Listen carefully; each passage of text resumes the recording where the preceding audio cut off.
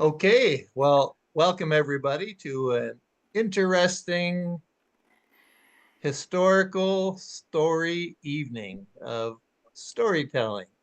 We have seven outstanding storytellers from different swap groups and from Seattle who will be sharing their versions of historical stories. And this, again, is one of my favorite genres that the Storytelling Association of California does.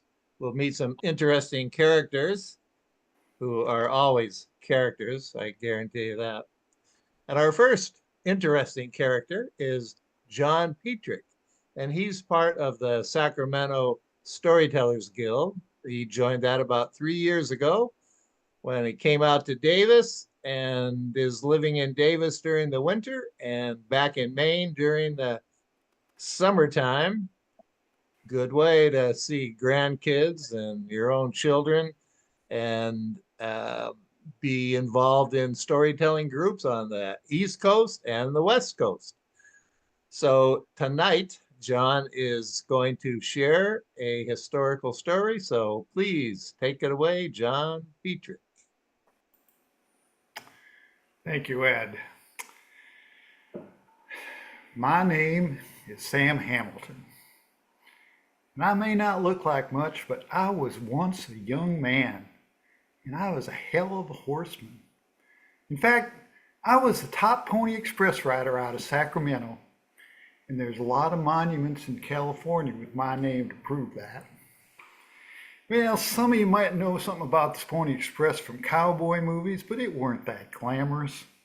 It was hard, dirty work, but paid good, $50 a month. And them riders are often depicted as wild young bucks, but that wasn't me. I was 35 years old, but I knew horses. I knew how to get the most out of them without hurting them or injuring them, because we had to ride them hard and fast.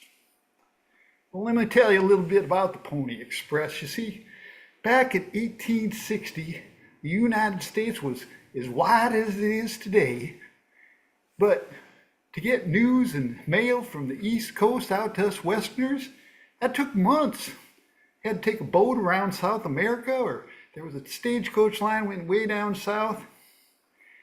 Well, come 1860, it kind of looked like there was going to be a war between the northern states and the southern states over slavery. And the government in Washington needed to talk to California because California was a free state.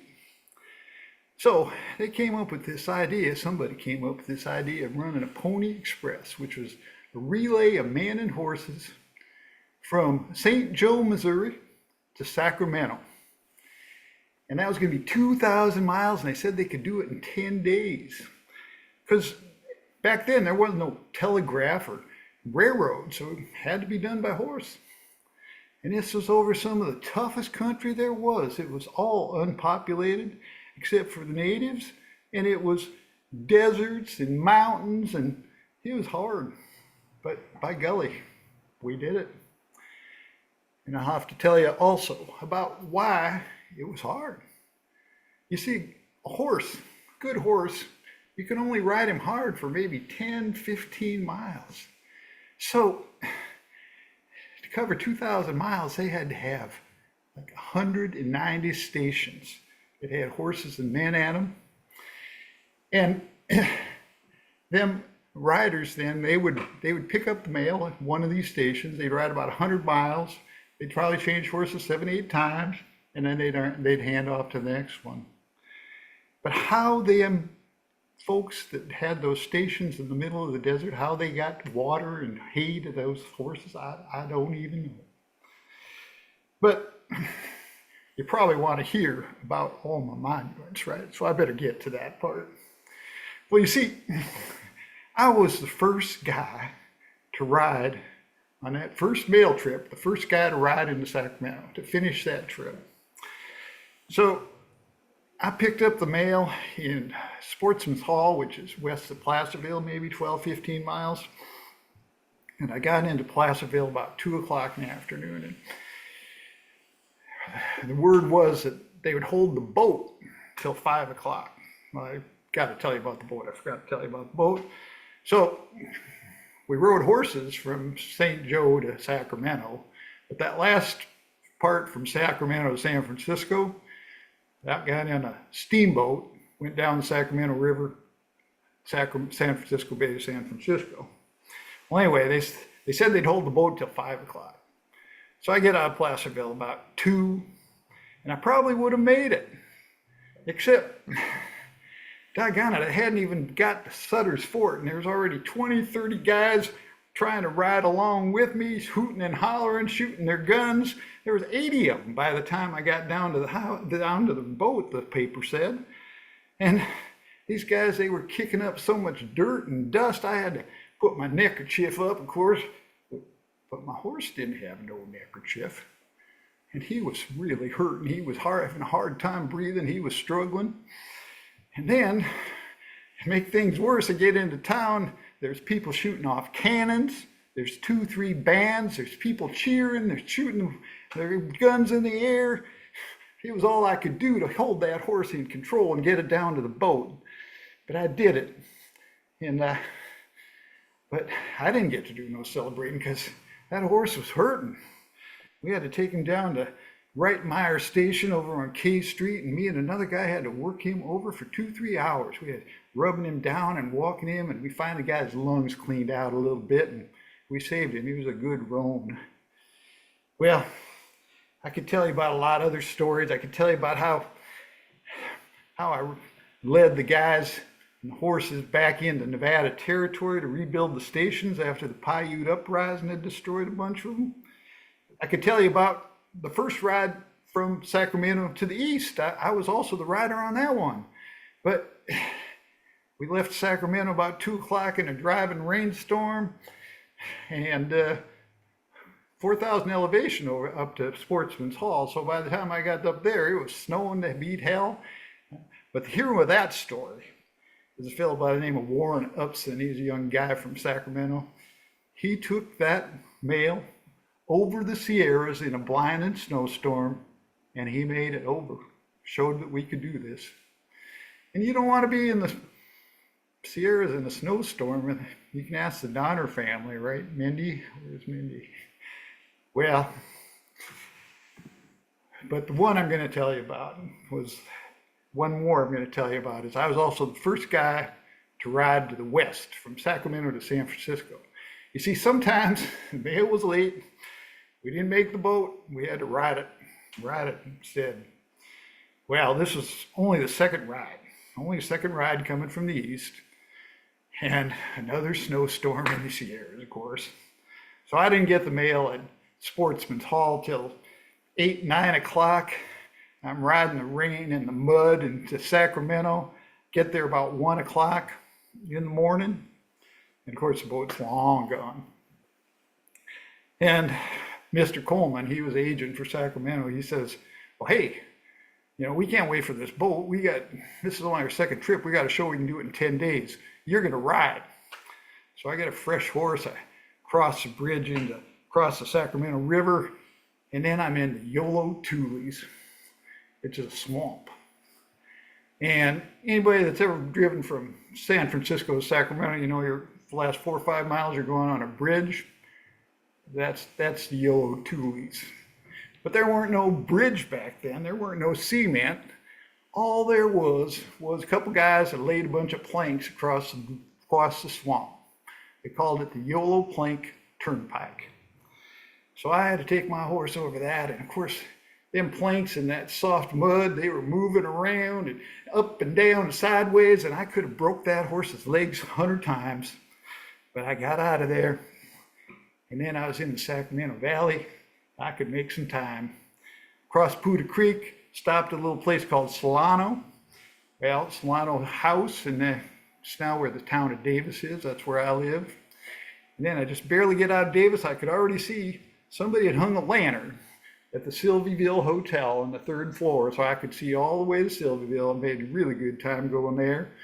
Got out of the valley at Vacaville, changed horses, got up into the Vaca Range and followed what they call now I-80, pretty much the same path that I-80's on. I took that down to Benicia. got into Benicia 7 a.m., handed off the mail packet. Some guy took it on the ferry. Well, that was a good day's work. I was riding from 8 in the morning till 7, it's 8 at night at 7 in the morning. I made about 120 miles. So, good day's work.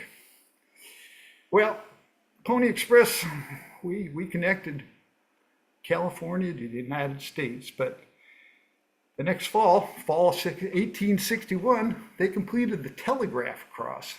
There was no more need for the Pony Express. And it was about on the end of its rope anyhow, because so many men and horses, it was really expensive, and our paydays kept getting farther and farther apart. So, of course, lost that job, but I was a horseman. I could get a lot of jobs, but I was never a businessman. So I pretty much ended up with nothing, except I got my name on a lot of them monuments in California. And some folks say that full-size statue down at 2nd and K in Old Sacramento, they say that guy looks a lot like me. Yeah!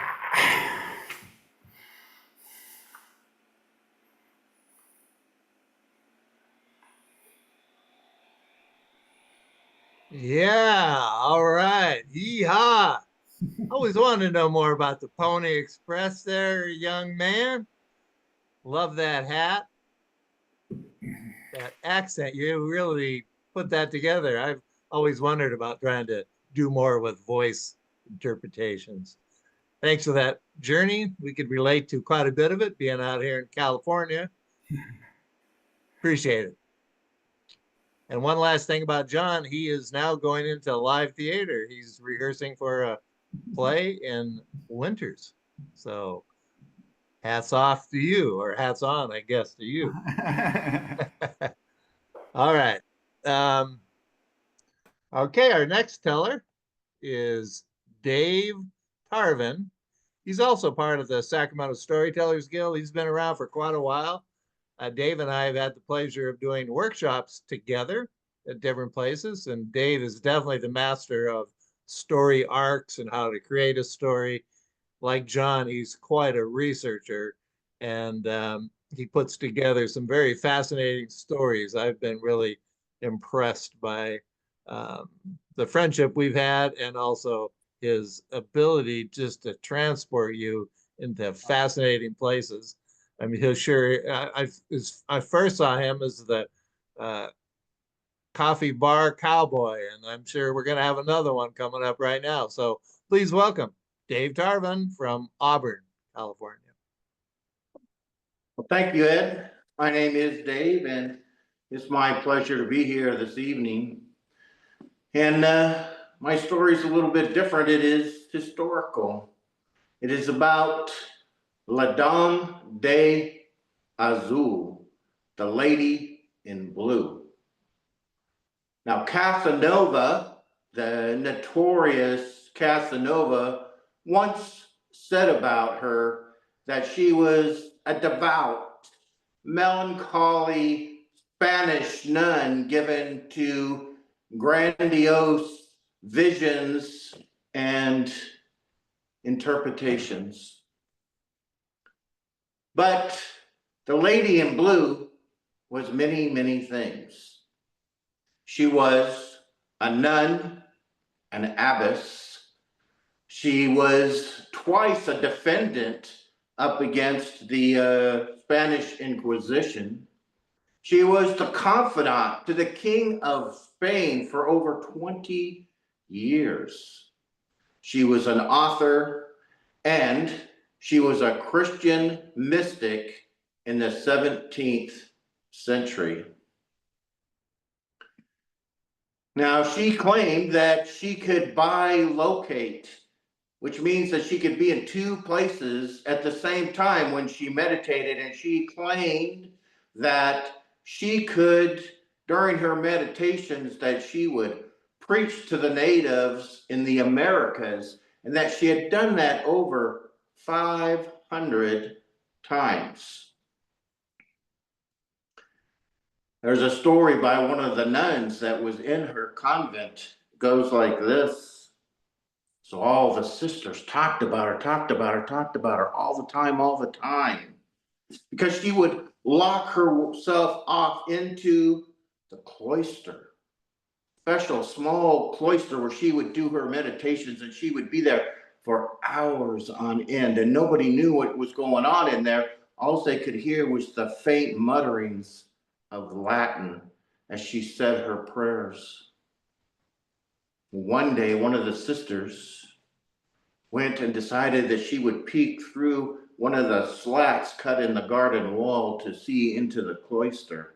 And she peeked in just after Mother Mary had gone in there.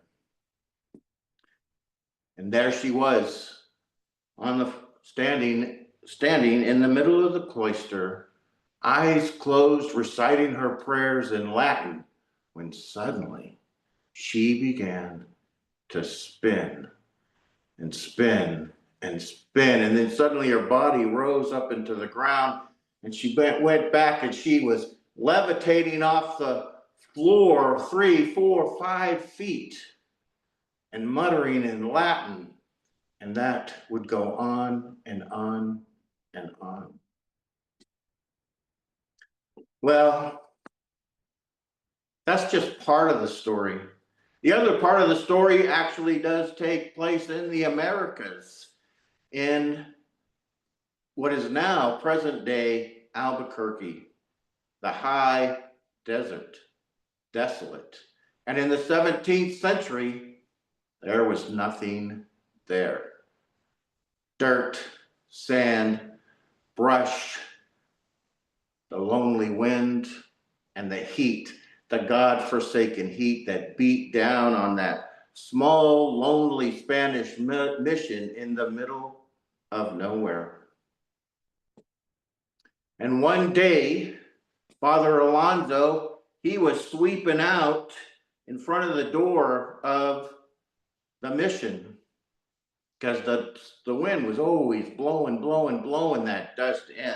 And he was sweeping, when suddenly he looked up, and off on the distance, off onto the horizon, he saw what for a moment he assumed was a dust devil off in the distance. And he thought to himself, oh God, I got to keep sweeping. Here comes more dust, a dust storm. And he watched as the dust came closer and closer and closer. And soon he realized it was not a dust devil, but a group of people. And as it got closer and closer and closer, he saw that it was a group of men, 50 men, some walking, some riding, and they were carrying something, and they got closer and closer and closer.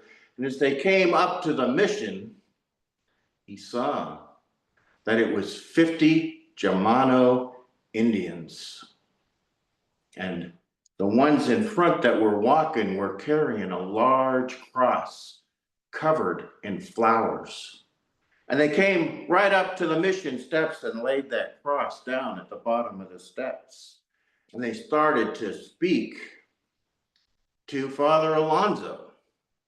Well, they had a hard time communicating, but after a while, he was able to determine that they had been sent by someone that they called the Lady in Blue, because she had been coming to them and preaching to them about Jesus, and told them to seek out the priest, that the priest would educate them in the ways of the Lord, and that they would be baptized by these priests.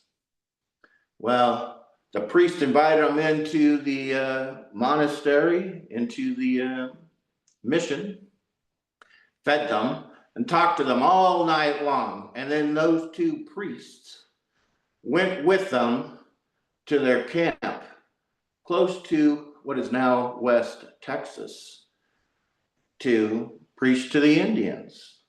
And so they got there, and during that time, they started to ask him again, who is this lady in blue? Who is this lady in blue? And all the natives would tell him was, a woman comes to us. She appears out of a light, a bright light. And she says sweet things to us. And she tells us about Jesus and love and paradise and baptism. And that's why we sought you out. She told us to seek you out. And as it turns out, those 50 men had made 3 separate trips looking for those priests. Well, 2 priests stayed there for 3 weeks. And then during that 3 weeks, they baptized over 2,000 Germanos. And so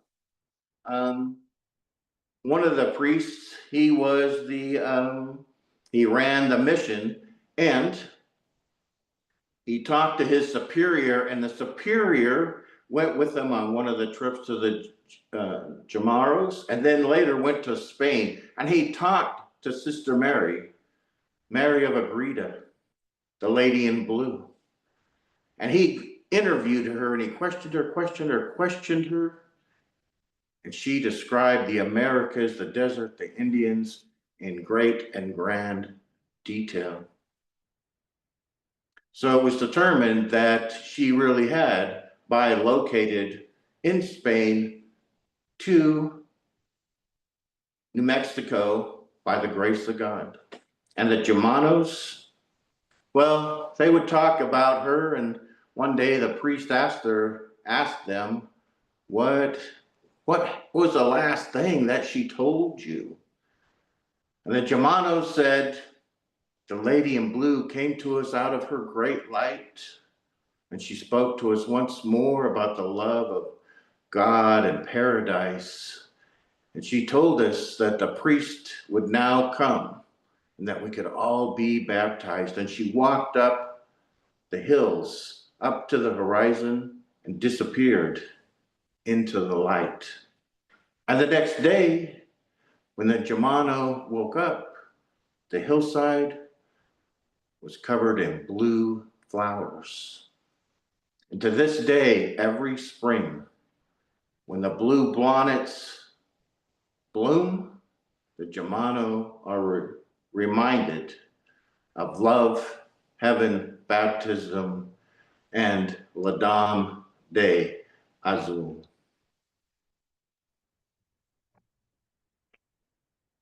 All right. Hey, Dave, thanks for taking us back to the 17th century. I wish I could bilocate. That would be pretty interesting. So I really appreciate all that research you do to find out interesting stories. Thank you so much for sharing that. Okay, so our next storyteller is from the Storytellers of San Diego, Mindy Donner.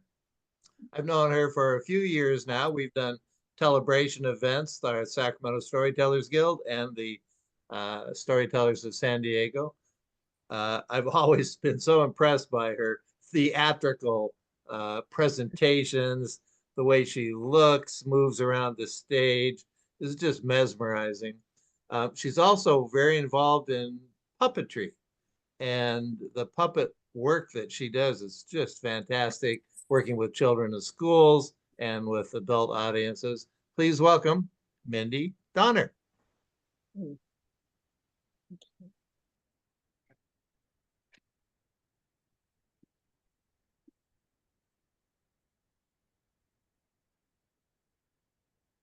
My family, upon leaving Illinois and entering the Great Prairie, their spirits soared like the wild geese flying overhead. My family, the Donner family. By my nature and training, as a teacher and amateur botanist, I observe things closely. I analyze and evaluate. My husband, George, a good man, and James Reed have the idea to completely bypass the tried and true route to California by way of Fort Hall. They have been seduced by this book, by Lansford Hastings. It speaks of a shorter cut, a cutoff, if you will. And this cutoff goes through wild canyons, and it crosses 40 miles of the Great Salt Desert, a waterless 40 miles, through which no wagons have ever been. And we are expected to take this new route untried with our wagons, our lives, our children, our livestock. Margaret Reed and I agree that this book by Hastings is not the Bible. And we are not afraid to disagree with our husbands. George, are you hearing me now? Well, here we are at Fort Bridger, and apprehension is coursing through my veins. Drawing in watercolor has always steadied my nerves, and I'm going to do some of that right now. Oh, I'll show you a watercolor of one of my favorite flowers that I spotted in a garden outside of Independence, Missouri, where all the wagon trains meet up. This is a Butylon megapotamicum. And I have some feverfew daisies here from back home in Illinois. I'm going to replant them in California, God willing. And yes, feverfew daisies, when steeped in a strong tea, will bring down a fever. So I'll tell you the rest of our story while I sketch.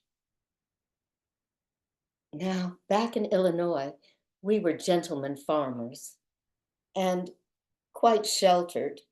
So this is the first journey on the prairie out west for all of us. My husband, George, is not an experienced leader, although recently he was selected to be the wagon master. When we left Illinois, we left with the Reed family. James Reed is very experienced. He fought alongside of Abe Lincoln in the Black Hawk War. We were then known as the Reed-Donner Exposition. Well, George is a compassionate man, and that's how we picked up a young man suffering from consumption named Luke Halloran. He's with us now. He was left on the trail when he could no longer ride. He was left by the family he was traveling with. Right now, my girls are watching him. And this brings me back to the beginning of our trip, when the wild country was just a dream ready to sprout. We have 3 laden wagons. We will arrive in California in comfort and in style. And the Reed family has 3 even more laden wagons, and their 4 children and my 5 children have had fine companionship, as have we. I know you want to hear about the Indians. We have encountered Indians. And the Sioux, with their ornate headdresses, are the most handsomely attired peoples of all. And some of the braves would ride alongside of our wagon train, especially alongside of the Reed's wagon, because they had a mirror attached to the side. And 1 or 2 braves would peer at their likeness in the mirror. One brave was so bold as to suggest to Virginia Reed that she trade her pony for some silver buttons.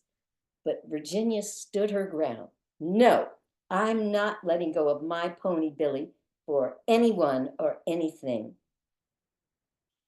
My elder girls, Aletha and Leanna, are a mite jealous of Virginia. Truth be known, they would not want to be taking care of a pony or two on this journey. The sky is blue today. The cornflower blue of the larkspurs and the cornflowers that had sprouted up along the ruts of the wagon wheels. So many wagons have passed. 1846 has proven to be a popular year to travel west and claim land. I have kept my diary up faithfully the entire trip, and I have my record of wildflowers sketched along the trail. My fondest dream is that in California, I will establish a seminary school for girls, and I will instruct drawing the natural world. But today at Fort Bridger, Jim Bridger and his accomplice, Luis Vasquez, are all too eager to have us try this untried route. They act as if traveling on this cutoff, this Hastings cutoff, is our salvation. Maybe their salvation, as the tried and true route by way of Fort Hall, where all the pioneers' reprovision bypasses this fort altogether. I have to leave now. I'll finish this sketch later. I'm brewing up the fever fruit tea for Luke. As I said, my girls are watching him. I'm so proud of them. They have matured so much on this trip, as have all the children. I am proud to be a mother and a stepmother.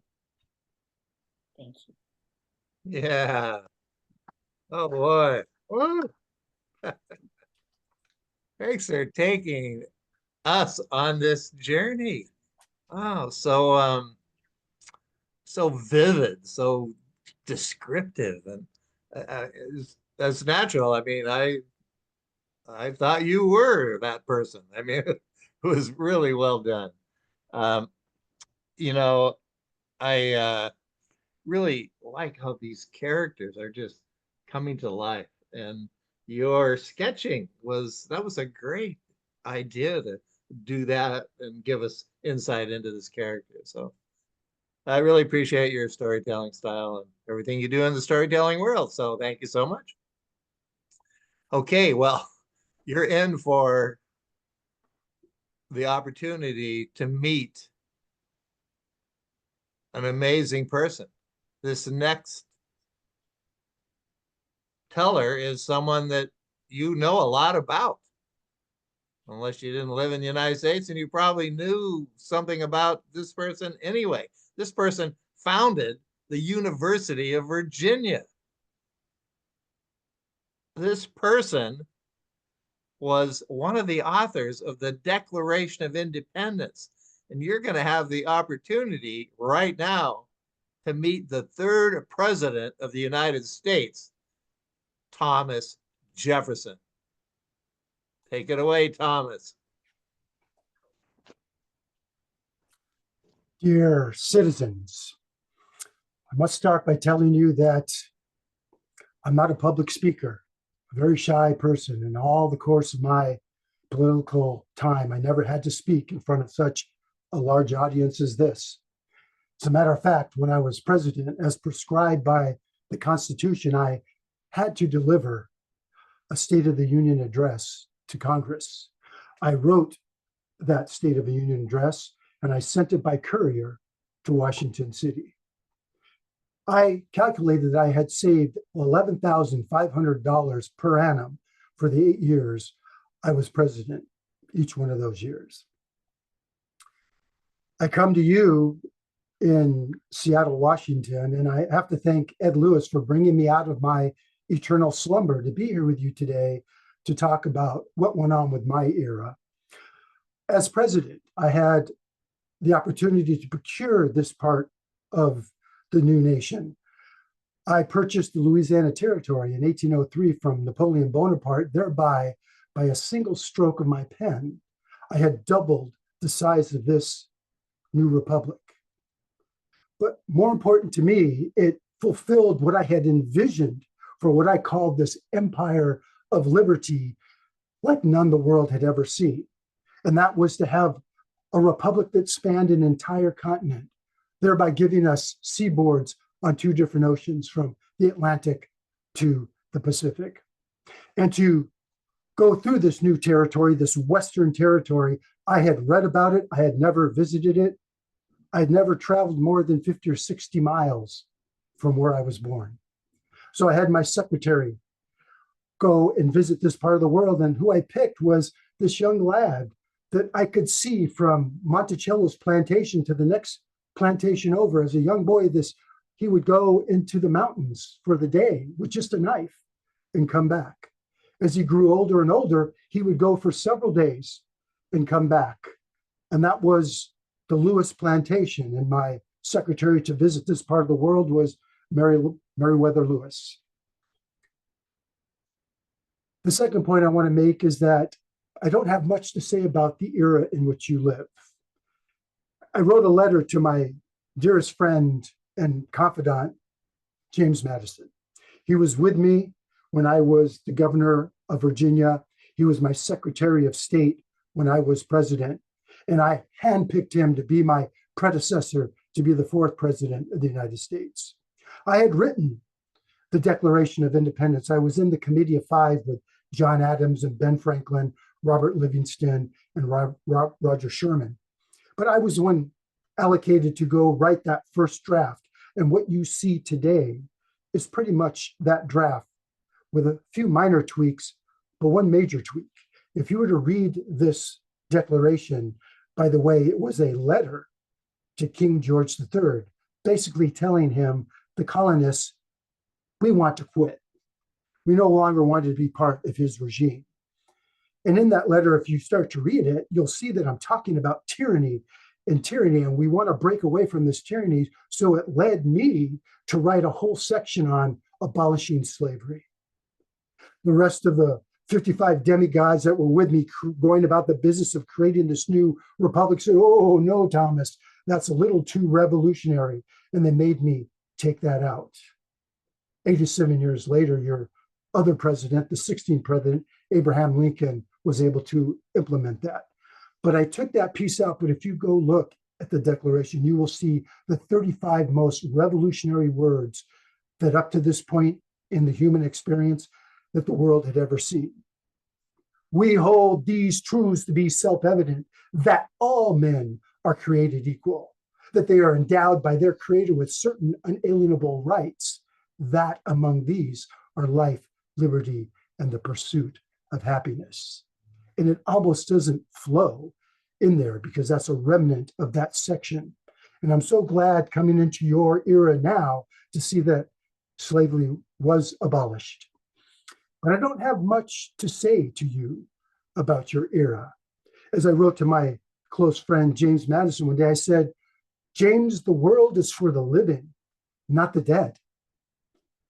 And I went on to say how when we created this Constitution and this Declaration of Independence during the Age of Enlightenment, right on the heels of the Age of Reason, it shook the world. But I went on to say to James that I think every generation, they should tear up that Constitution and write one for their own generation. Why should they be beholden to the views of the past? Well, James Madison was not impressed with this at all. As you know, I probably would have been asked to write the Constitution, but I was in France at the time, so it fell to James Madison, and what a stroke of genius that was. He's much more learned than I am. He knows political systems much better than I do, and he's very precise in his language that created a beautiful Constitution. So he wasn't impressed with me saying we should tear it up, because I think the world is for the living. And I will go further to say that the national debt should be dissolved every 34 years, because why are we indebting people that haven't even been born yet? Well, that has never come to fruition either. But before I go on anymore, let me talk about what happened during the early years of this country.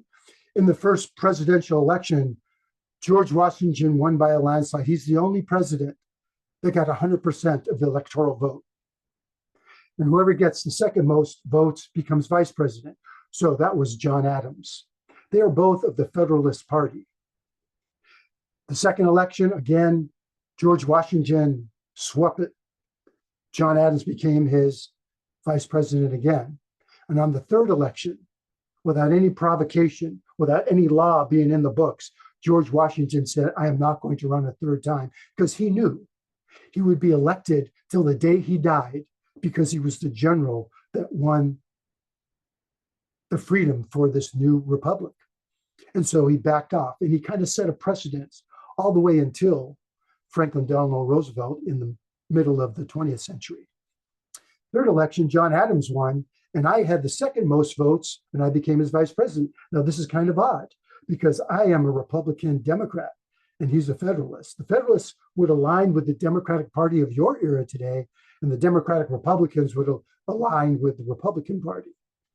And the biggest mouthpiece of that party was obviously Alexander Hamilton. He went as far to say a large body of people can't govern themselves, therefore they need a large central government. I, on the other hand, said, I think the government is responsible for three tasks: providing the common defense, collecting taxes, and delivering the mail. Everything else should be relegated to us. I was a man who said we should be self-reliant, self-sufficient. So that was very odd to have that happen. Let me talk a little bit about the heart and the head. It's what defines us all. The business of the head and the affairs of the heart. As a young man, I was enamored by this one woman, Rebecca Burrow. And in my day, we were all about social decorum. We learned how to dance the minuet. We had good posture. We had good language. We wanted to separate ourselves from the animal that was in us.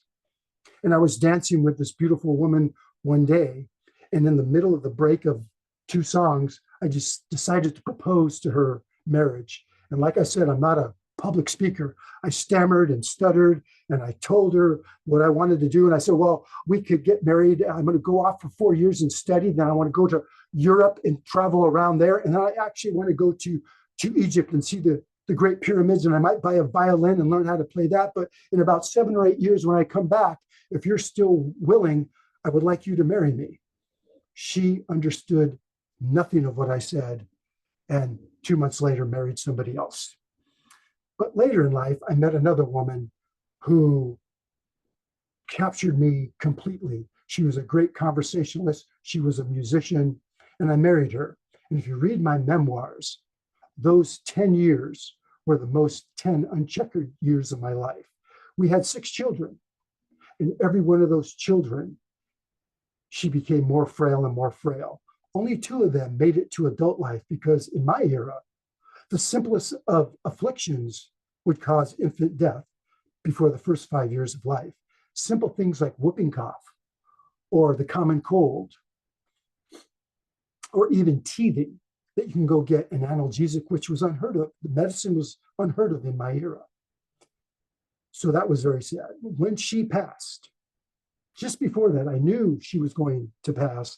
I wheeled my desk in front of her bedroom door, and I would stay there all day. And if she got energy to receive me, I would go in and spend all my time with her. But that day she passed, I fainted dead away and had to wheel me away. I was in such great despair that my oldest daughter was so prescient, she locked up all the firearms in Monticello. And then during the day, I would get on my stallion and ride feverishly through the Blue Ridge Mountains. And again, being prescient, she would follow on her mail about a quarter mile away to make sure I would come home. And later, 50 years later, when she wrote her memoirs, she said the paroxysms of grief that came out of his room at night were unbearable. Well, eventually, my good friend George Washington sent me in 1789 to go to France to be the plenipotentiary, to get me away from Monticello. Well, I've said enough. I don't know how to talk about your era. It's very foreign to me, but hopefully you've learned a little bit about my era and maybe why some of the laws you have today are in effect. And I will now turn it over to my good friend, Ed Lewis, who brought me out of this eternal slumber. And I'm very grateful for that. Ed. Thank you so much, Lee. You know, I have those kind of powers. I knew that Dom that Dave was talking about, who can levitate. So I was very excited to bring you out of your slumber, and I am just amazed at your style, your poise, your presentation. And I'll tell you what, I wish that I had a history teacher like you all the way through school. We need much more of that. Thank you so much, Lee. I look forward to hearing more from you. Or Lee, should I say Thomas? Okay, please welcome our next storyteller, Sharon Elwell.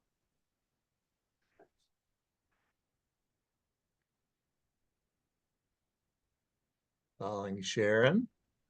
I think we're going to get set up here.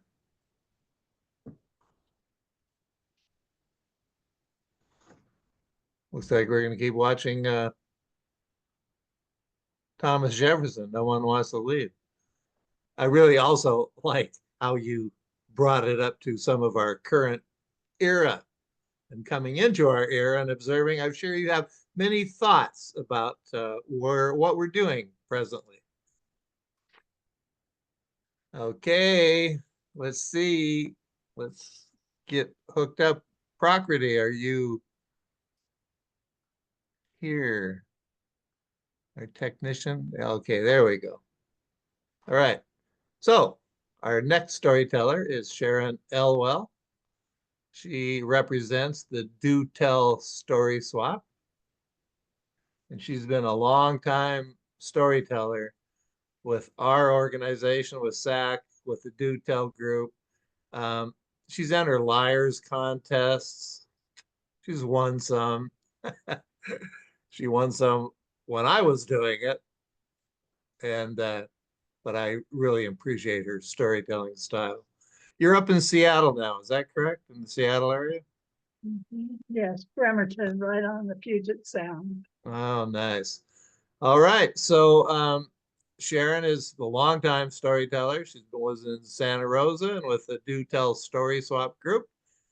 Heard many stories from Sharon, just a whole variety. She's mesmerizing, fascinating, and very interesting to listen to. So please welcome Sharon Elwell.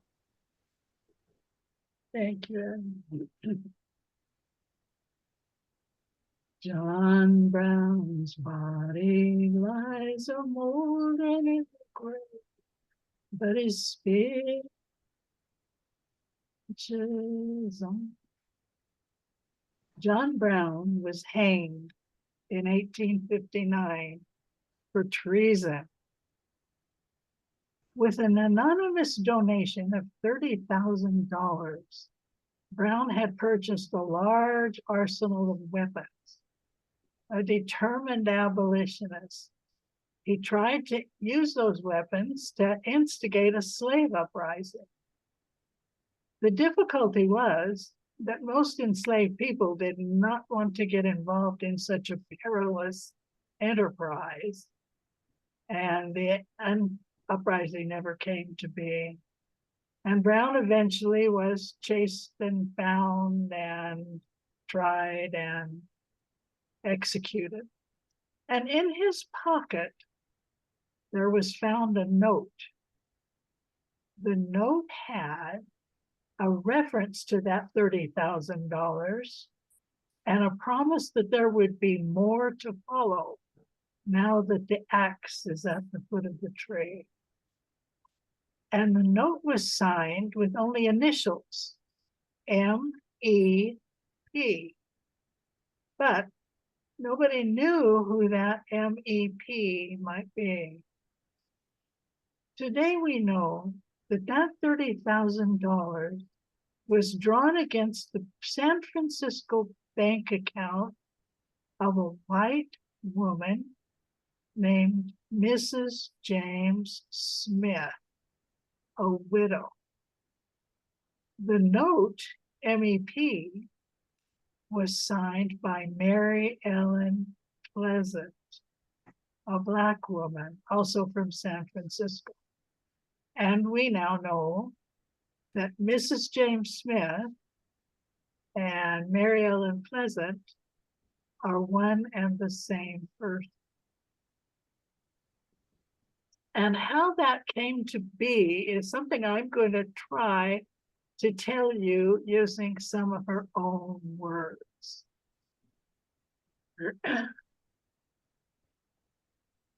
All right, so you want to know how it came to be that I was two people. And I will tell you, first of all, that it was because I lied. I lied about my birthplace, I lied about my parents, I lied about my race, I lied about everything.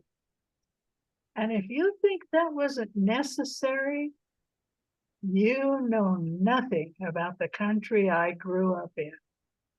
Oh, it's the same latitude and longitude as the country you live in, but it was not the same place. And one of the differences had to do with miscegenation, racial mixing. James Smith was a white man who worked with me for years on the Underground Railroad, helping slaves escape to safer locations. And when we decided to marry, it would have been a felony offense. It would have been a federal crime for us to marry. So there was only one thing for me to do. I had to become a white woman. And you would be surprised at how easy that was to accomplish. For one thing, I was reared in New England, so I didn't have any of the Southern speech that might have indicated I'd been raised on a plantation. For another thing, while I was working on the railroad, I had many instances where I had to act, where I needed to take a part. Sometimes I was a slave, sometimes I was a slave owner. Sometimes I was a man, a peddler, carrying a wagon full of household goods and a couple of runaway slaves. So I had some acting skills. I had a neutral sounding voice, I had acting skills, and James was a wealthy man. So I had a high fashion wardrobe. I had wonderful clothes and a mansion and servants, and it was an easy enough thing to accomplish. But after James died, I continued the work on the railroad and with his overseer, a man named John James Pleasant. And when he and I decided to marry, it should have been perfectly legal. He was a Black man and I was a Black woman. But all of the assets that James had left me, deeds and stocks and bonds and bank accounts, were all in the name of Mrs. James Smith, a white woman. And so, in order to protect those assets, we continued the deception. Now, I had been a Black woman married to a white man. Now I was a white woman married to a Black man. And we went on that way for years. He was by my side every day of his life. He was my chauffeur. He was my accountant for a while. He was my butler. He was everything except my husband. And our lives went on in that fashion until around 1865, a miracle took place. The 13th Amendment was passed. Slavery was illegal in the United States of America. And later, the 14th Amendment guarantees to everyone of the protection of the Constitution. And the day I found out about that, I marched right down to the registry in San Francisco City Hall, and I changed my name and my ethnicity. And Mrs. James Smith White became Mrs. J.J. Pleasant Black. And it was very shocking to the people uptown who had seen me and associated with me for many years as a wealthy widow, and suddenly found out that I was not who they thought I was. And people were surprised about that. I look back on that and I was happy. You know, I went on to make an enormous fortune. I became, they say, the first African-American millionaire. I was the richest person in San Francisco, possibly in California. And that's a story for another time. Sometime I will tell you what happened with all of that and the adventures that I had. But I want to say that of all the things that made me happy, the people I helped in the wind on the railroad, the men that I loved and married, and the work that I did, one thing made me happiest of all. And it's what I wanted written on my tombstone.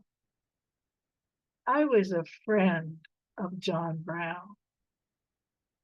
John Brown's body lies moving in the grave, but his spirit marches on. Nice. The spirit definitely marches on with your storytelling, that's for sure. Boy, thank you so much. I really enjoyed how you brought an interesting piece of history, things that I've heard about before, but hadn't really heard in such detail and depth. So thank you so much for presenting that to us. And our next storyteller comes from the Inland Valley Storytelling Group in the inland of California. This is Nick Smith, and Nick has been telling stories and using storytelling to talk about history for a very long time. We're very fortunate to have someone that has really researched and been involved with historical pieces for such a long time. He had a couple interesting facts about odd places that he's told stories. Historical stories in a mausoleum, and even at a city council chambers. So a couple of interesting contrasts that now he's going to share with us. His story tonight involves love, war, and folk music. Please welcome Nick Smith. Now, I have to tell you that this is a story about the second most famous murder trial of the 19th century. And it only achieved that because, well, see, back in the old days, one of the things that would happen was that people would create a song to pass along the news. Not everything got into the newspapers, although this one did, but most people only know about this murder trial from the song that was written about the murder and the fact that, you know, it was a good song and it stuck around. And most of the versions that people heard of it, they don't even know where it really came from. They just remember hearing it on the radio and on records. And, well, let me go back to what the story really was about. You see, when young Tom came back from the war, the late unpleasantness, you know, the war of Yankee aggression was how they referred to it in his neighborhood. He came back to his town in North Carolina, and he was relatively intact. He'd been wounded in the war. He'd even been a prisoner of war and held in one of the Yankee prisoner of war camps. But the fact was, he was a musician, and that was one of the things that kept him going. He played the fiddle, and he knew a lot of the old songs, and he was fairly handsome. And, you know, if you're one of the fellows that comes back from a war and you're mostly intact and you're relatively handsome, the women tend to kind of gather around you and be interested in you. Now, it turns out that the foster cousins, they were all kind of interested in men in general. And Anne Foster, now Anne Melton, because she'd gotten married just before the war, well, she'd had a fondness for Tom for years. And the fact that she'd married another fella, well, that didn't seem to get in her way too much. Two of her cousins were also interested in Tom at different points in their lives. And one of them, Lori, was, well, she was pretty nice herself. And the fellas who were around were all kind of chasing her from time to time. And the rumor was that quite a few of them caught her because she had a reputation for being a bit too flirty with too many of the boys and a little too involved with some of them, shall we say. But as it happened, Anne, even though she was married, was really fond of Tom and wanted to keep him around on the side. And Lori, she wanted to marry Tom out of all the boys around the community. And that's when things began to take a turn for the worse. Because their other cousin, Pearline, came back to town from being away. And neither Anne or Lori knew about it, but she was there to be treated by a doctor for certain medical conditions one might call a social disease. And the difficulty was that she didn't have a place to stay. So she got a place to stay with her cousin Anne, who was the richest of them. And she and her husband held on to some farmland.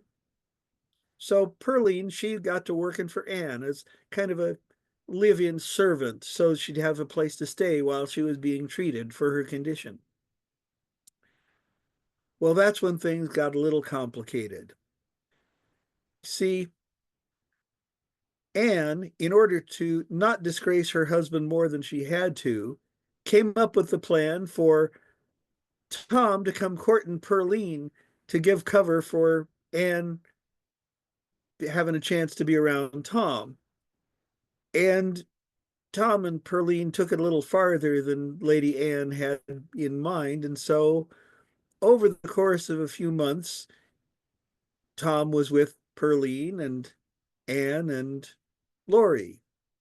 And that took another turn for the worse when Lori went around saying, I have found the man of my life, and we're going to go off and get married.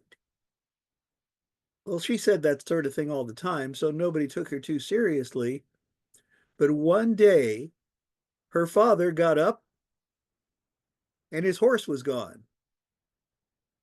And after he got to looking around, he realized his daughter was gone too. He went off to the sheriff and said, my horse is gone. Oh, yeah, my daughter's gone too. And so people were looking around.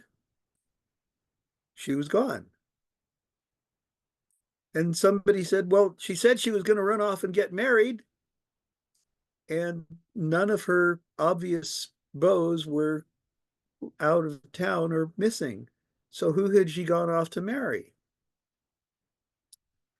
Well, finally, her father found the horse. It was out there in the woods with no daughter. It had been set up for riding and left that way for a couple of days, it looked like. Well, now the sheriff had to get involved because the horse came back, so it wasn't stolen, but the daughter was missing. So they started searching the woods. And that's when they found her. Buried shallow, and they found that she'd been stabbed once through the heart and buried by a little stream that was running through the woods. Now, folks thought it was kind of odd because that was almost exactly the way somebody'd been murdered in one of the old songs. The Ballad of Omi Wise was a murder ballad talked about somebody that had died real sudden, and this body was laid out just like Omi in the song. Well, the sheriff, he said, I think this was a crime of passion. And I think that the man who was supposed to run off with Lori killed her instead. I think it's one of the beaux that she'd been courted by, and I'm going to find which one it is and bring him in for trial. Now, he thought he would scare off whoever it was that had really done the killing, and he'd be able to figure it out that way. What he didn't expect was for about half a dozen young men to leave town real sudden after that announcement.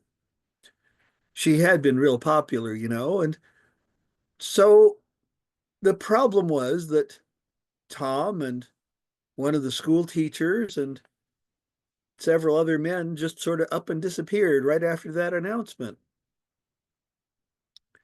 Well, several days later, the school teacher and one of the others came back with Tom in tow. They said Tom had skipped out all the way across the border into Tennessee. We wouldn't have caught him except he had to repair his boots there. He was working for some fella there, and, well, that's where we caught him. And he was being awful suspicious. They brought him back. They set him up and interrogated him. They figured out from the size of the wound in Lori's body that she'd been killed by a knife that was pretty much a kind of knife that almost everybody in the county had, men and women alike. It was a large folding knife that you would have in place of a Swiss Army knife now. And so that didn't narrow down the suspects at all. And finally, they looked at all the rumors, and somebody said, well, wasn't Tom the one that Lori was going to run off and marry? Well, he couldn't really deny it because he had kind of promised that he might marry her, and, he couldn't lie about that because that's not something you do in the ballads. And the ballads were the closest thing to a moral structure he had in his life. But the problem was that he didn't seem like the murdering kind. So they had a trial, and because this trial was in every rumor mill in North Carolina, a famous attorney came to represent him at the trial. Zebulon Vance himself. He was the former governor of the state. He was a former colonel of one of the regiments that had fought in the Confederate Army. And he had no idea how he was going to get Tom off on this. See, the evidence wasn't very strong that he had done it, but Tom wasn't very helpful in defending himself. And finally, Zebulon Vance figured out what was going on. Tom at least thought that the murder had been committed by Ann Melton. Well, so Zebulon Vance explained to Tom that all he had to do as an ex-Confederate soldier to gain the sympathy of the jury, all he had to do was point out that the murder was committed by somebody else, and they'd be happy to acquit him. All he had to do was to accuse the wife of another man that he'd been having an affair with of murdering somebody as part of a love triangle and burying the body like in one of the old ballads. All he had to do was to violate every rule he'd learned from the old songs and stories. And he refused to accuse Ann Melton of the murder. Well, Tom got convicted of murder, and Zebulon Vance used every legal trick he could to file an appeal and get a retrial, and he was convicted a second time.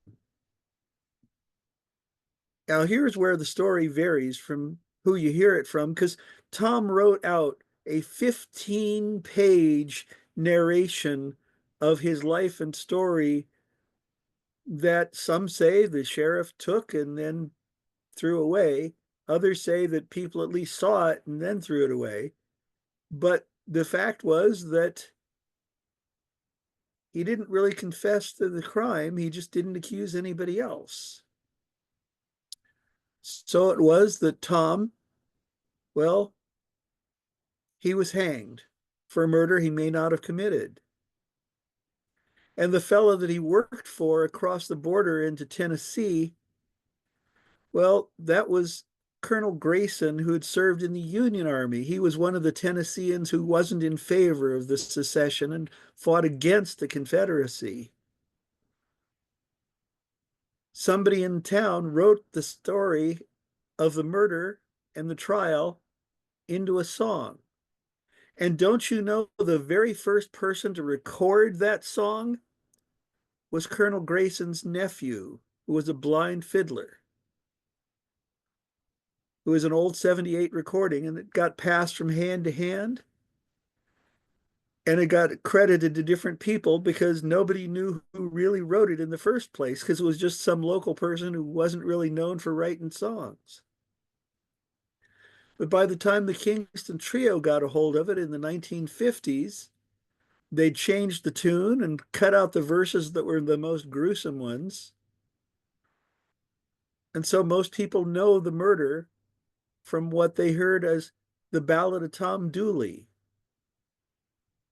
D-U-L-A, but they pronounce it Dooley in North Carolina, just like Perline was spelled P-A-U-L-I-N-E. And unlike the Ballad of Omi Wise, the murder victim didn't even get to be the star of the story. Because since there was so much doubt about what had really happened, the convicted murderer got to be the hero of the song. And that's something you don't hear every day. And there was one murder more famous than that, but that's another story.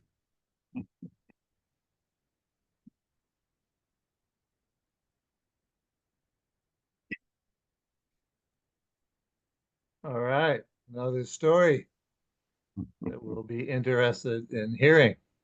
But I really appreciate the research you do on all these different varieties. And Tom Dooley, as soon as you say that, boy, I can hear the song in my head. I'm sure many people can also do that.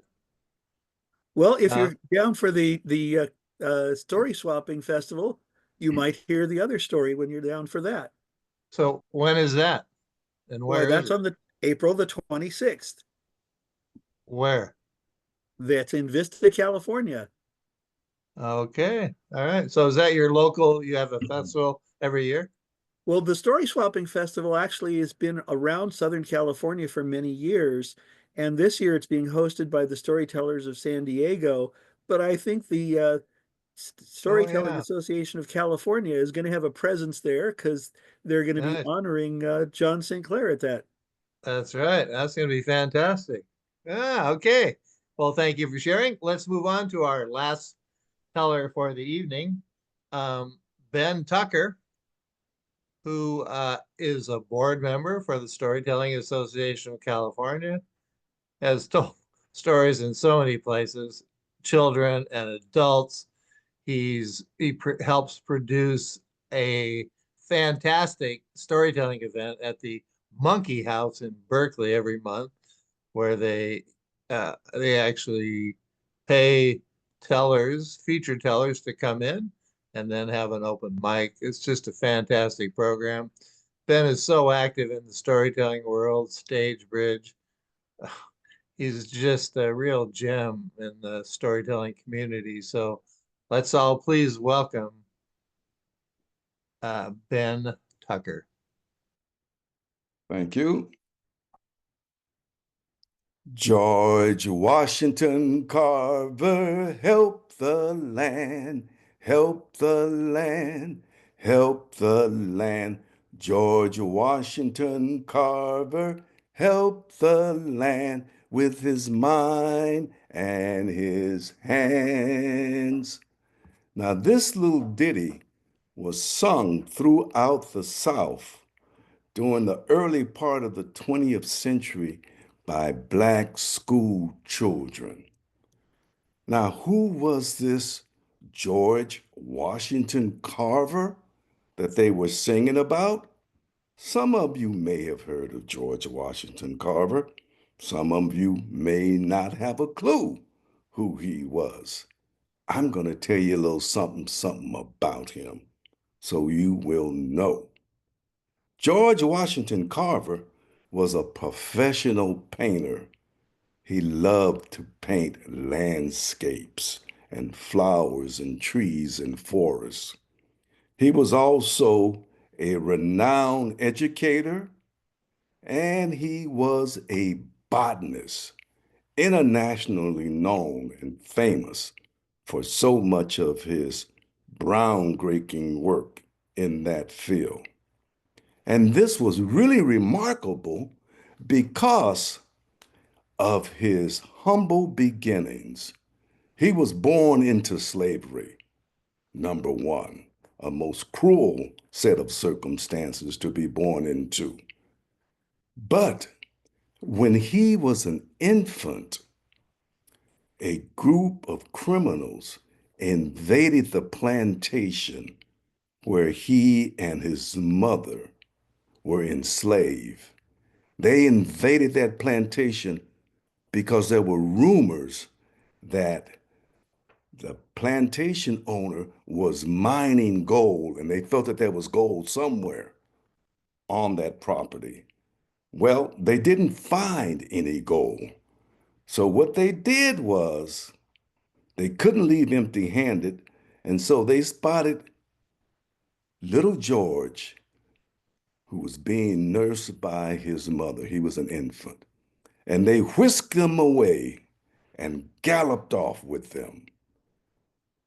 And when the plantation owner heard about that, he was furious because they had stolen his property. And he got his bloodhounds and his overseers, the same bloodhound and overseers that they used to track down runaway slaves. He was going back to retrieve his property.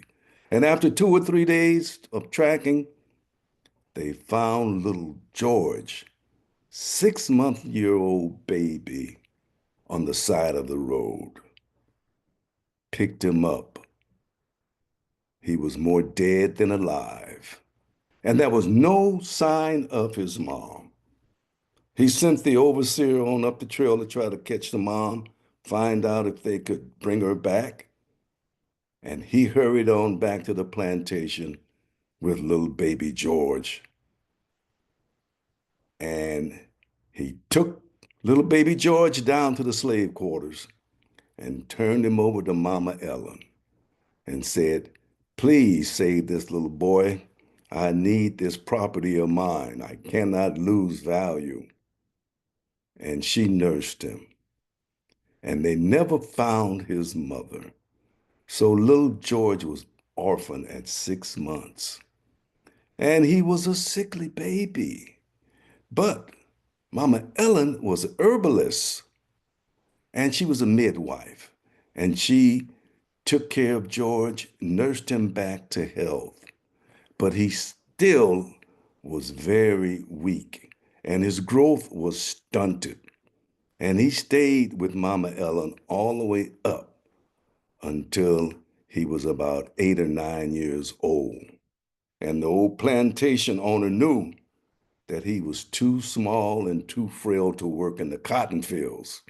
And so he assigned him to work with his wife in the kitchen, helping her with household chores and taking care of her garden. She loved to plant flowers, and she had a nice vegetable garden. And so little George became her helper. And she soon found out that he was a quick study. He was sharp as a whip. He took care of the plants. He took care of the household chores. And in his spare time, he would wander through the forest, looking at the flowers. And he would come back home and do some work, in the big house, and he noticed that on the walls there were pictures of all of these wonderful landscapes and pictures of flowers in full bloom. And he started to notice the same kind of scene in the forest around the plantation. And he had a strong urge to draw something like what he saw in the home. But he had one problem. He had no art supplies. But little George was very inventive, and Mama Ellen had taught him about the wonder and nature of the forest.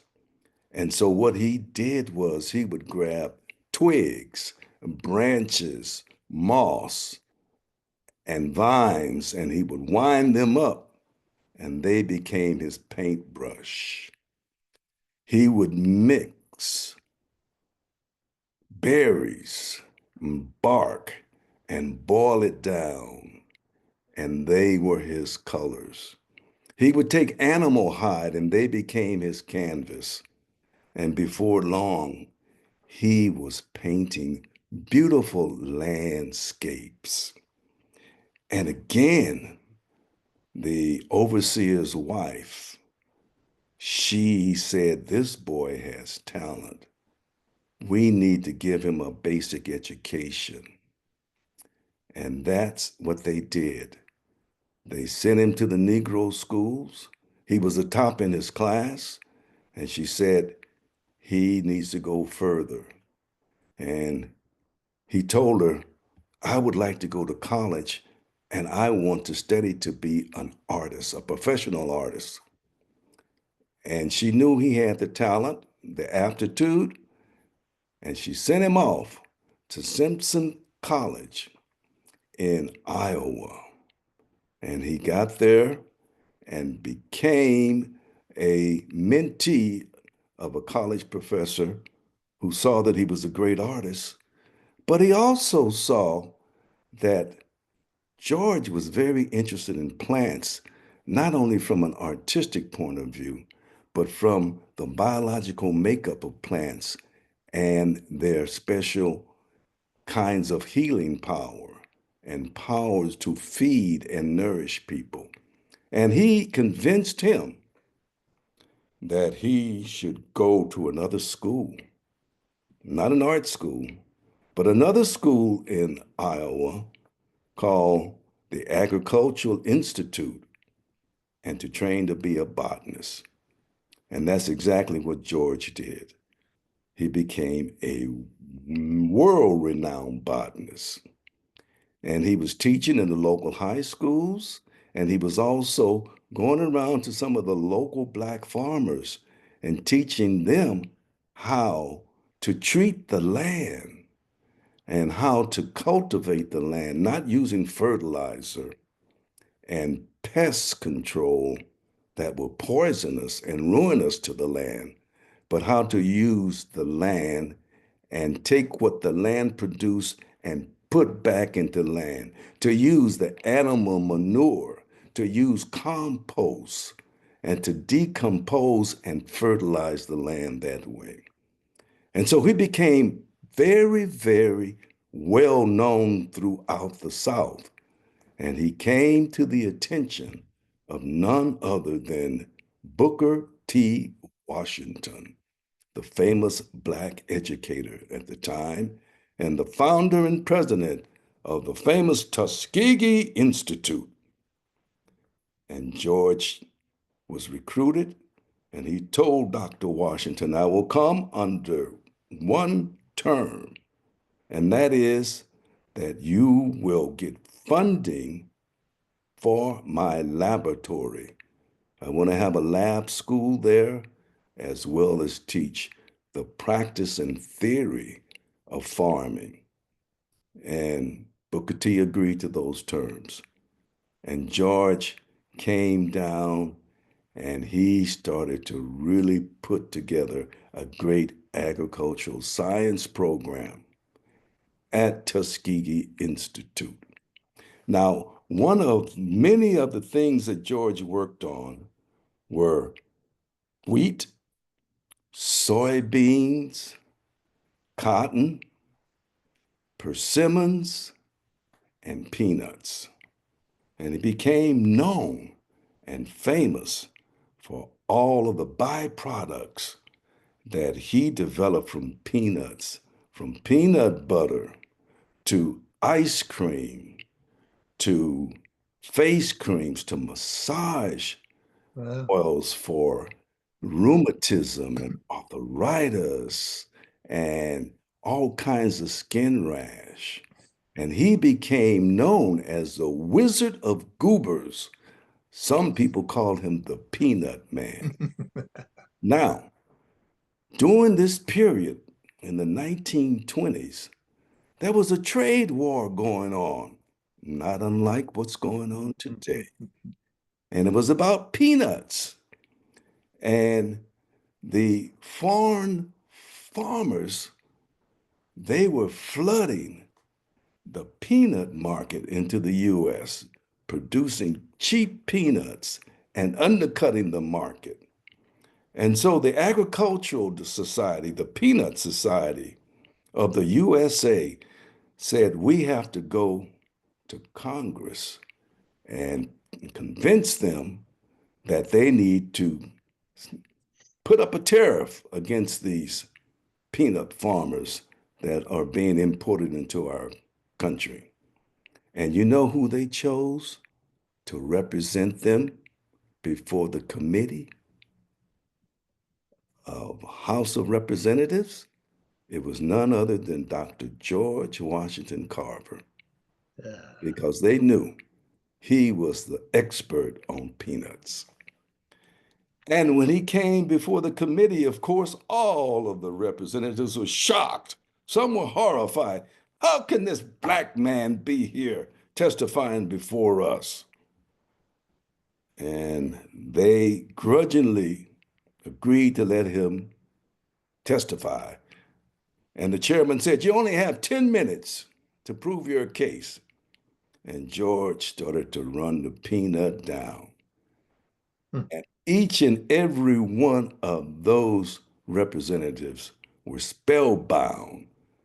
And when his 10 minutes was up, the chairman hit his gavel and said, Dr. Carver, you have all the time you want. And he went on to extol the virtues of peanuts. And in the end, that was a tariff that was put up against the importation of cheap peanuts. And Dr. Carver won the day, and he was forever labeled with that title, the King of Peanuts. Now, his reputation by that time was far and wide. And when Franklin Delano Roosevelt came to the South during one of his campaigns, he said, I want to go meet the famous George Washington Carver. And George was more than happy to see him. He accommodated him, showed him the farmland, showed him his laboratory, introduced him to some of his students, and he even, before the president left, gave him a bottle of his special peanut massage oil, told him, this will give your weary limbs some relief. Wow. So George Washington Carver, he stayed on the Tuskegee campus for 40 years. And when he died in 1943, Tuskegee erected a monument for him on the campus and a museum with all of his inventions, his patents, and 70 of his prize landscape drawings. And 6 months after his death, President Roosevelt erected a monument for him in Diamond, Missouri, honoring him and his contribution. Streets were named after him, libraries, schools, and even a submarine. He is on the stamps, US, and he is world renowned and well known in the Black community, especially in the South. And one of his favorite sayings to his students was, "There's no such thing as a weed. There's no plant to be demeaned on this good green earth." You say a weed is nothing but a plant growing in the wrong place. George Washington helped to heal the land, heal the land, he healed the land. George Washington Carver healed the land with his mind and his hands. Woohoo, Ben! Wow, what an exciting story! What a great way to teach history! Oh my goodness, I was definitely transported, engaged the whole time. You are a master at storytelling. I'm so glad that you're part of the Storytelling Association of California and on our board to really guide us into interesting and more fascinating ways. One of the things that's going to happen in June is that Ben is the MC of the Juneteenth celebrations that we do through genre and all day through the Sacramento Storytelling Association.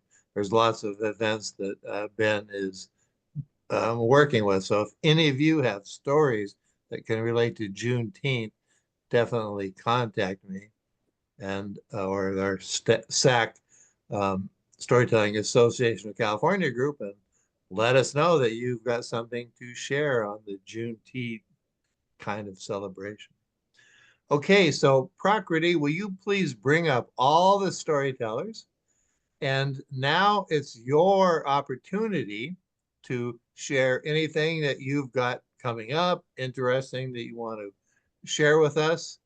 And then we will open it up to the community to share what they've got happening. And thank you so much for all you amazing storytellers to bring history to life. And I am very impressed and thankful for the research, the energy, the time commitment you have to put something like this together. Thank you so much. Anyone, just come forth and share what you've got. We've got Sharon with her hand up. Tell us what you've got going. Our Do Tell group has worked now for several years archiving Catherine Fairley's enormous collection of stories that she gathered from around the world. And it's finally completed and up and ready on our website, which I bet Vicki will put into the chat right now.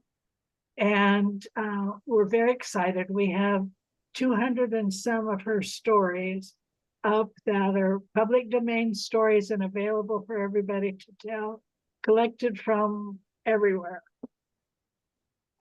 Sharon, can you expand on Catherine Farley and what she's done and who she is for people who don't I saw Mindy know her? nodding. Maybe she knows more about her than I do. Mindy. All right, Mindy, you want to go ahead? I knew Catherine briefly. At the same time, I met Ben, but it was a deep connection. We met in China, and Ben is nodding. And Catherine and I spent one glorious, incredible day together, going from market to market. And in the end, actually physically pushing some Chinese men who are very aggressive out of the way because they were taking our cab. And it was an amazing experience to be with her. And what we found out is we had both done work on the Donner Party. I had made a full stage play and with puppets and with an 8-foot Pioneer wagon, and she had done extensive work and made some songs. And so we were eager to continue our relationship and see each other and hear each other's work. And she was a very special person, and we corresponded for until she passed. Wow. She traveled the world collecting stories and learning languages to tell the stories in. Right. It's She very knew, impressive. she knew some Mandarin, Sharon. In Sacramento, we put on a storytelling cafe series at a coffee shop in Woodland, California. And we hired her to be one of our featured tellers. And oh my goodness, she's just such a wonderful person, and such a variety of stories that she had. She could just pick up anything, whatever your focus was. It was amazing. It looks like we have someone who's raising their hand.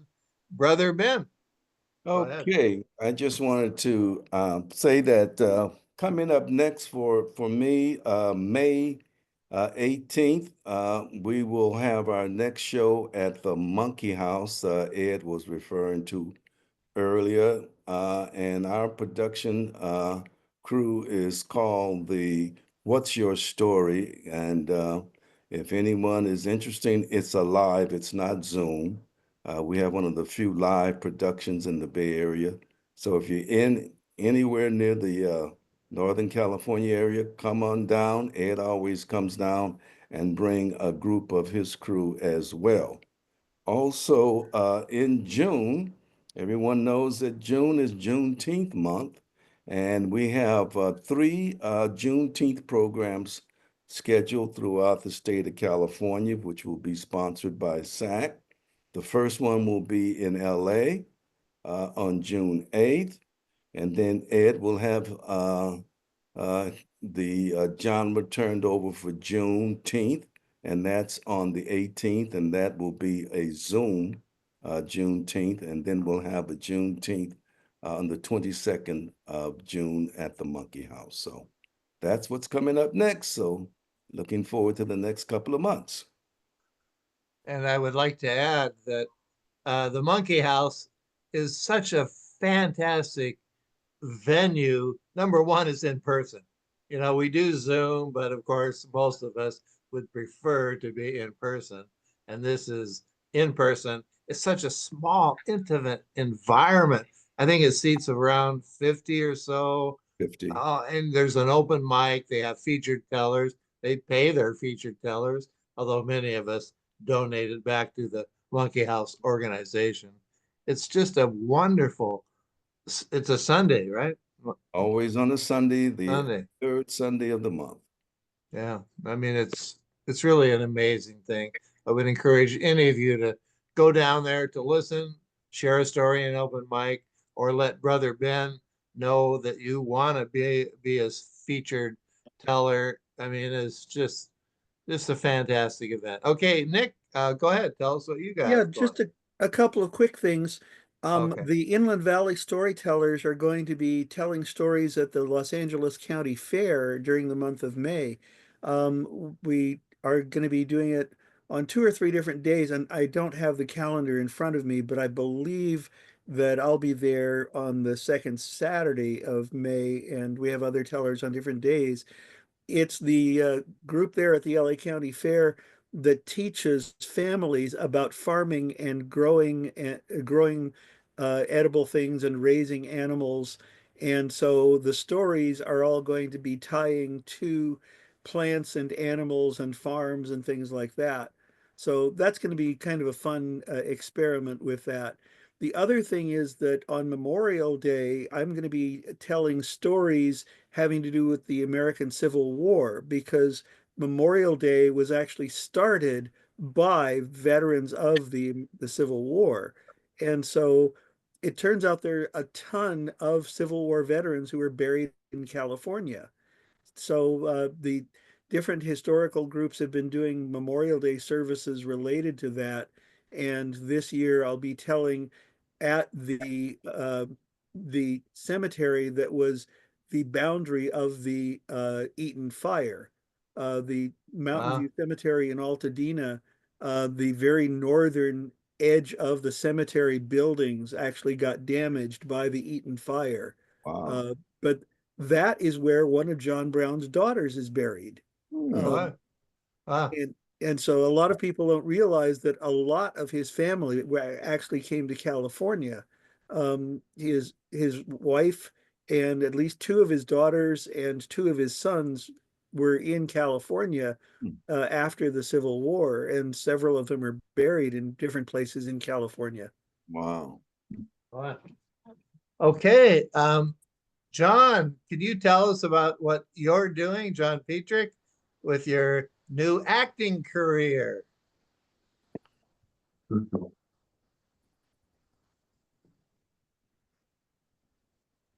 You're muted right now, John. I can't hear you.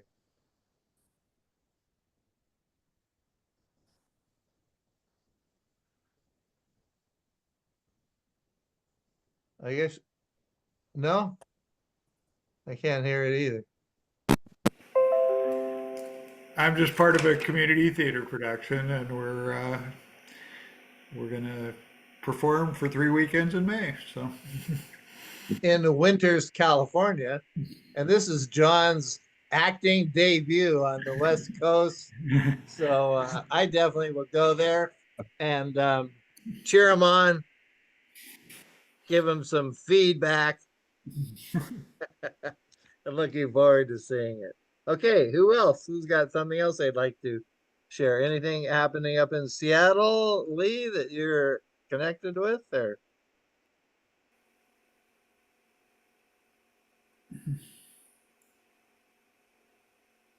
or Mindy? I know Mindy's got something going down in Lee, we can't hear you. Oh, you can't hear me? Can't hear Mindy. I can speak, but I don't want to run over Lee because Lee has something to say, I think, but he's not being heard. I'm being heard. I know that. Okay. Well, go ahead, Mindy. Okay, I'll just go ahead. I'm going to re-amplify that we're having a Southern California story swap on April 26th in Vista. To place it for y'all is just an hour north, 55 minutes to an hour north of San Diego. And there we are honoring John Sinclair, and there's a closing concert that is open to everyone. And we have 3 workshops at 1 o'clock to 2 o'clock. If you're gonna be in somehow in the area, these are workshops not oft repeated. And one is by David Schmidt on collecting stories of the supernatural and threading them and shaping them. And then there's another workshop concurrently with Diana Spirithawk on the medicine, featuring the medicine wheel and stories thereof. And then the third workshop is given by me, and it's on puppetry and storytelling. So you're in the area. We have a member of the Sacramento Storytellers Guild that's very interested in puppetry, so I will Send them connect you. down because I